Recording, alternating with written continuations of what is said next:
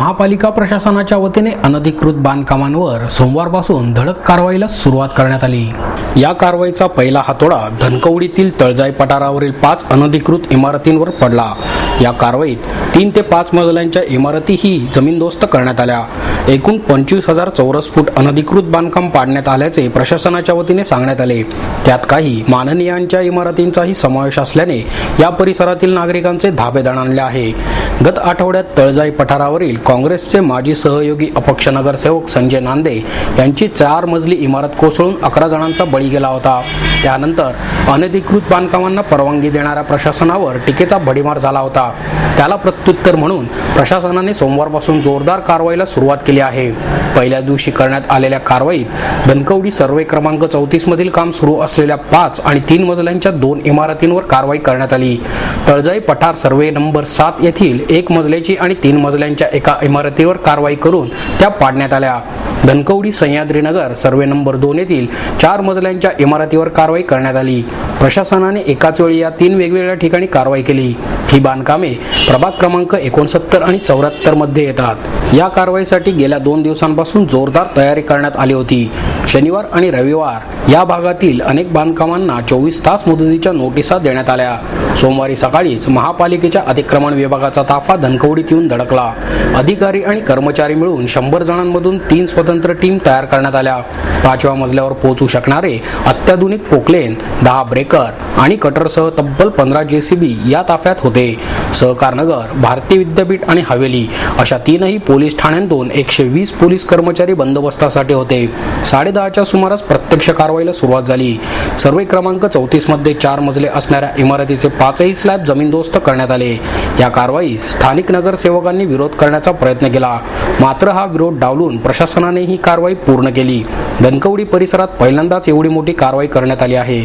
शहराच्या वेगवेगळ्या भागात ही कारवाई अशीच सुरू राहणार असल्याचे प्रशासनाकडून सांगण्यात आले। काम चालू असलेल्या इमारतींवर प्राधान्याने कारवाई करण्यात येणार असल्याचे प्रशासनाने स्पष्ट केले।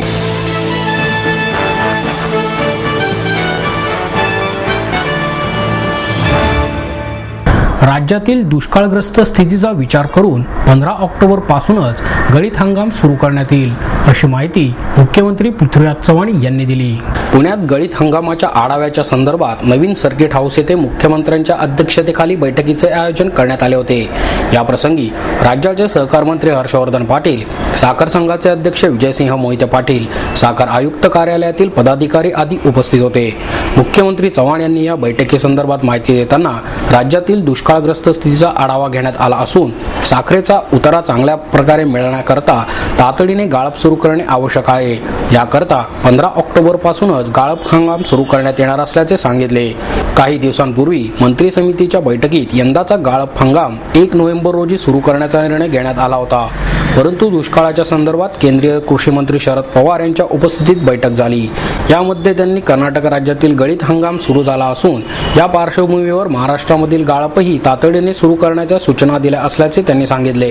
याचबरोबर मंत्री समितीच्या बैठकीच्या वेळी देखील राज्यातील दुष्काळाचा आढावा घेऊनच दिनांक 30 सप्टेंबर रोजी पुन्हा आढावा घेऊन फेरविचार करण्यात येईल असे स्पष्ट करण्यात आले होते। या पार्श्वभूमीवर ही बैठक आयोजित करण्यात आली होती। तसेच उसाच्या संदर्भातील प्रश्नाबाबतीत लवकरच एक बैठक घेण्यात येणार असून त्यामध्ये मार्ग काढण्यात येईल असेही मुख्यमंत्र्यांनी सांगितले।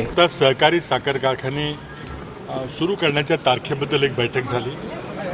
मुंबईमध्ये जी बैठक झाली होती त्या बैठकीमध्ये 1 नोव्हेंबर पासून कारखाने सुरू करावेत, किंबहुना 1 नोव्हेंबरच्या आधी कुठलाही कारखाना राज्यात सुरू होऊ नये, कारण त्याच्यावर रिकव्हरीवर अनिश्चित परिणाम होता असा निर्णय आम्ही घेतला होता।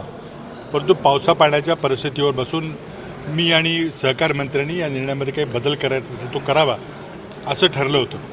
त्या अनुषंगानं 4-5 दिवसापूर्वी केंद्रीय कृषी मंत्री सन्माननीय शरदराव पवार यांनी 1 तारखेला कारखाने सुरू करणं फार उशिरा होईल, त्यामुळे त्यांना लवकर सुरू करावं अशी विनंती केली, कारण त्यांनी कर्नाटक राज्याची वगैरे परिस्थिती सांगितली होती बॉर्डरच्या कारखान्याची।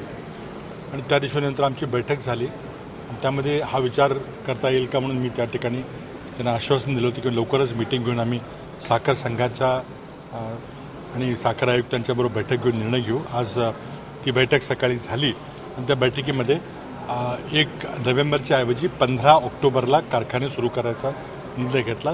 15 ऑक्टोबरच्या पूर्वी कुणीही कारखाने सुरू करू नयेत, कारण जर लवकर कारखाने सुरू झाले तर रिकव्हरीवर अनिष्ट परिणाम होतो आणि यावेळेला कारखान्यांची परिस्थिती कमी ऊस असल्यामुळं अडचणीची होणार आहे. त्यामुळे सर्वांनी सहकार्य करावं असं आवाहन मी साखर संघाच्या सर्व सदस्यांना आणि साखर आयुक्तांना त्याबद्दल कडक कारवाई करायचं त्यांनी निर्णय दिलेले आहेत.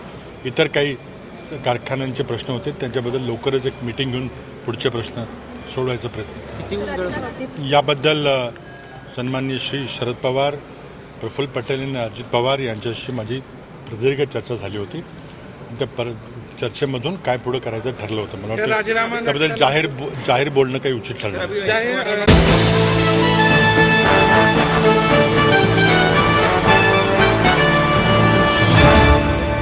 पुणे महापालिकेच्या वतीने पुणे शहर स्वच्छता अभियानाला सुरुवात करण्यात आली. पुणे महानगरपालिकेच्या वतीने महाराष्ट्र राज्याचे पहिले मुख्यमंत्री आणि आधुनिक महाराष्ट्राचे शिल्पकार यशवंतराव चव्हाण यांच्या जन्मशताब्दी वर्षानिमित्त 1 मे 2012 पासून लोकनेते यशवंतराव चव्हाण पुणे शहर स्वच्छता अभियान राबवण्यात येत आहे.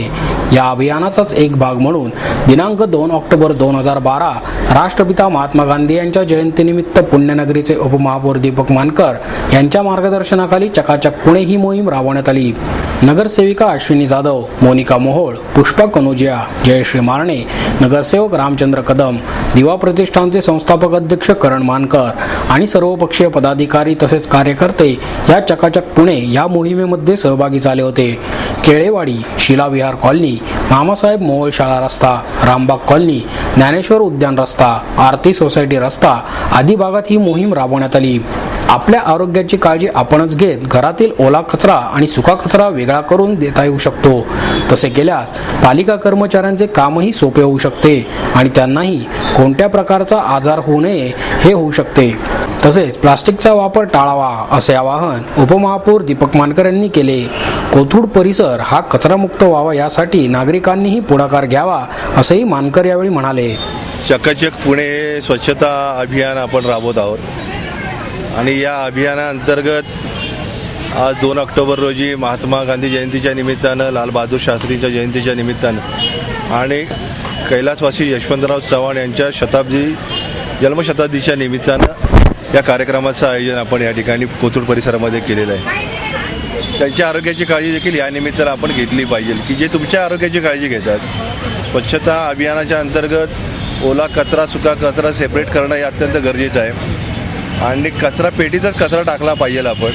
ही आपल्या नागरिकांची जबाबदारी, कारण की महानगरपालिका ज्यावेळी आपल्याला मूलभूत गरजा पुरवत असते त्यावेळी नागरिकांची देखील ही जबाबदारी की महानगरपालिकेला आपण सहकार्य करायला पाहिजे. आपलं शहर स्वच्छ असायला पाहिजे, सुंदर असायला पाहिजे.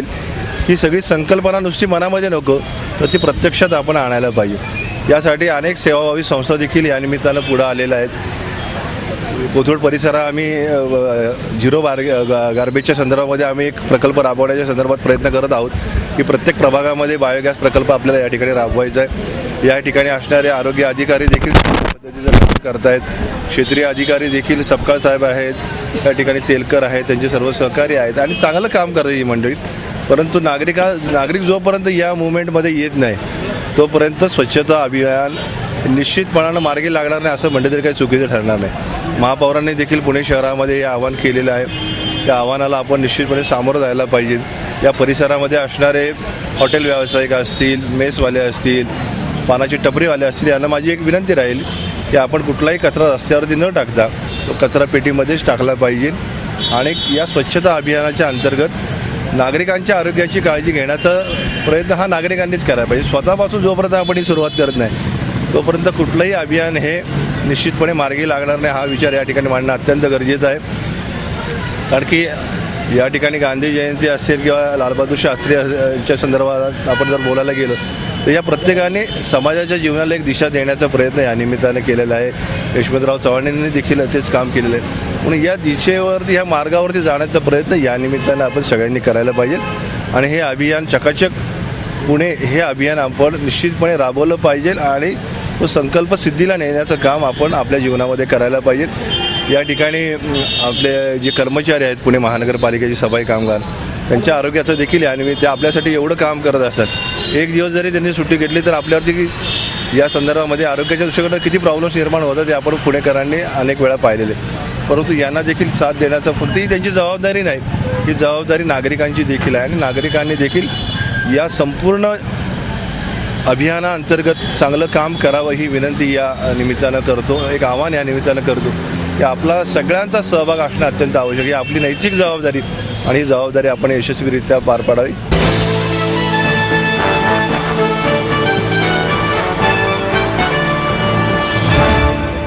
ज्येष्ठ नागरिकांच्या विविध मागण्यांसाठी आमदार गिरीश बापट यांनी लाक्षणिक उपोषण केले.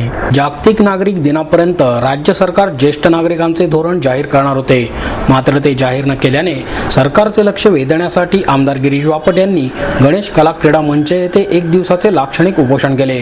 जनसेवा फाउंडेशनच्या वतीने आयोजित ज्येष्ठांच्या आनंद मेळाव्यासाठी मुख्यमंत्री पृथ्वीराज चव्हाण, समाज कल्याण मंत्री शिवाजीराव मोघे उपस्थित होते. यावेळी बापट यांनी गणेश कला क्रीडा मंचाच्या प्रवेशद्वारावर उपोषण केले. केंद्र सरकारप्रमाणे राज्य सरकारने ज्येष्ठ नागरिकांचे धोरण त्वरित जाहीर करावे. ज्येष्ठांची वयोमर्यादा 60 वर्षे करावी. राज्य सरकारच्या राजीव गांधी आरोग्य योजनेचा लाभ द्यावा. ज्येष्ठांसाठी स्वतंत्र आयुक्तालय सुरू करावे. पेन्शन योजना सुरू करावी.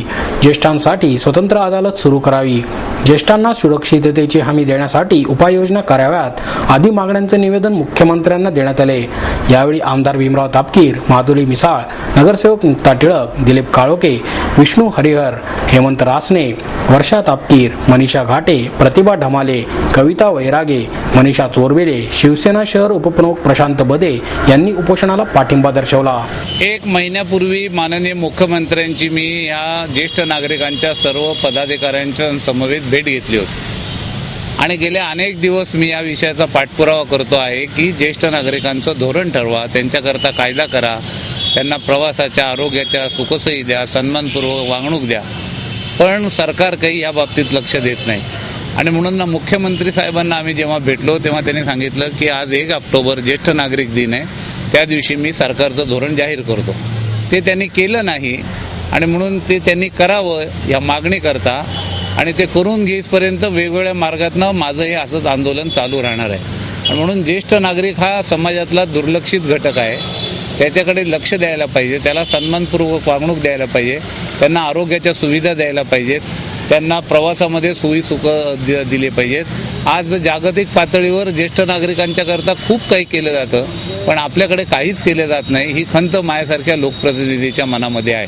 आणि म्हणून या कार्यक्रमात मी आज ज्येष्ठ नागरिकांच्या न्याय मागण्यांकरता, सरकारचं लक्ष वेधण्याकरता एक लाक्षणिक उपोषण करतो आहे.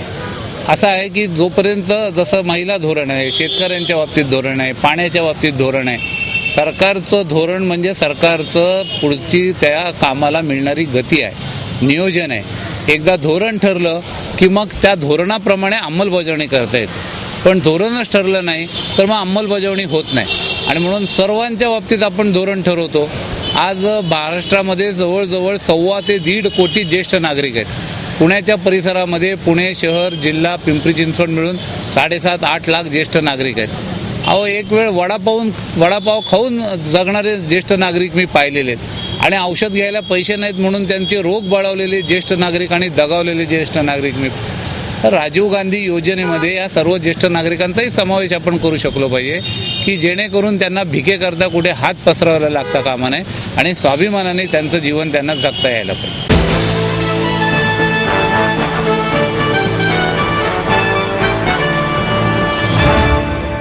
पुढील 5 वर्षात भारत संशोधन क्षेत्रात मोठी झेप घेईल असा विश्वास केंद्रीय नियोजन आयोगाचे सदस्य डॉक्टर के कस्तुरीरंगन यांनी व्यक्त केला. HK फिरोदिया मेमोरियल फाउंडेशनच्या वतीने बनारस हिंदू युनिव्हर्सिटीचे आणि department of atomic energy Homi बाबा अध्यासनाचे ज्येष्ठ शास्त्रज्ञ डॉक्टर TV रामकृष्णन आणि नॅशनल सेंटर फॉर बायोलॉजिकल सायन्सचे संचालक ज्येष्ठ शास्त्रज्ञ डॉक्टर कृष्णास्वामी विजय राघवन यांना डॉक्टर कस्तुरीरंगन यांच्या हस्ते HK फिरोदिया पुरस्काराने सन्मानित करण्यात आले. यावेळी व्यासपीठावर ज्येष्ठ उद्योगपती अरुण फिरोदिया, जयश्री फिरोदिया, ज्येष्ठ शास्त्रज्ञ doctor Raghunath Mashelkar, doctor Govind Swarup, doctor Vijay Bhatkar आदी उपस्थित होते. स्मृतिचिन्ह, मानपत्र आणि रोख रक्कम असे पुरस्काराचे स्वरूप होते. अभय फिरोदिया, KH संचेती, प्रल्हाद छाबरिया, रवी पंडित, डॉक्टर श्याम मुजुमदार आदींची यावेळी प्रमुख उपस्थिती होती. डॉक्टर कस्तुरीरंगन म्हणाले, जागतिक पातळीवर प्रसिद्ध होणाऱ्या संशोधनातील भारताचा टक्का 3 वरून 5 मार्चवर जाणे अपेक्षित आहे. संशोधनाच्या बिझनेस मॉडेलचा व्यवहारात वापर व्हावा याकरता एकूण राष्ट्रीय उत्पन्नात 12व्या पंचवार्षिक योजनेत 2 ते 2.5 पट विज्ञान तंत्रज्ञानासाठी तरतूद करण्यात आली असल्याने पुढील 5 वर्षात भारत संशोधन क्षेत्रात मोठी झेप घेईल. संशोधन क्षेत्रात चीन आणि भारतामध्ये मोठी तफावत आहे. त्यामुळे भारताने विज्ञान आणि तंत्रज्ञान क्षेत्रात अधिक प्रगती करण्यासाठी संशोधनात्मक तंत्रज्ञानावर विशेष भर देणे गरजेचे आहे. 11व्या पंचवार्षिक योजनेत विज्ञान तंत्रज्ञानास पुरेशी तरतूद करण्यात आली नव्हती.